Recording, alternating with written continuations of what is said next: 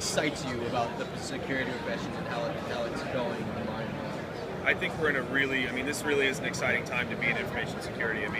It's gone from something that was we sort of have these network guys that sort of know this thing about security, to security departments, to, unfortunately at some point we became focused on compliance and policy, and that's really not fun. And now what's happening now is they're moving into defense, and so it's trying to figure out, how do I track the people that are coming through, the bad guys, bad actors coming through my organization, and how do I sort of capture them and wall them off in places? Software-defined networking creates really interesting opportunities for this. There's a lot of applications around game theory right now where we're trying to understand, leveraging game theory to understand actor behavior. So there's so much that's going on right now, given these high-profile breaches, and given that we sort of can't separate out physical and digital for most companies anymore. 5-10 years ago, maybe you could do that. In fact, in a lot of the retail companies I used to work with, they used to have, you remember the old knuckle busters, right? It's the credit card, the thing, right? So they don't have those anymore.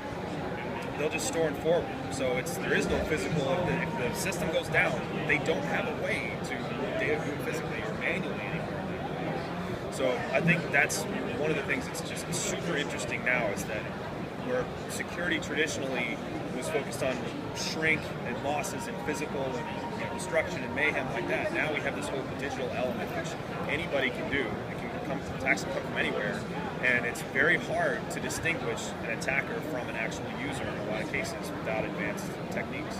I think it's very exciting. Yeah. And how is your involvement with ISSA influenced? I'm a fellow. I've been a member for a number of years, and I think there's a couple of things. One of them was getting connected with the security community. So finding people that were like me and have like-minded thoughts, and how do I connect with them to learn from them? So chapter meetings is a great way to do that. Most of the chapters will do great social functions. And then it went into speaking and sponsoring some of these meetings. And then I've spent the last, I think, 5 years now writing a column in the journal. And so it's really helped to build my brand as a person. Brandon Williams as a security guy, not this guy that's associated with this company. Right? So I think in this increasingly competitive job market, and the fact that we're going to have shortages with security professionals, being able to build a name for yourself has been one of the better things that ISSA has helped me do. My last question for you is, where do you see yourself and your information security career going in the next 5 or 10 years?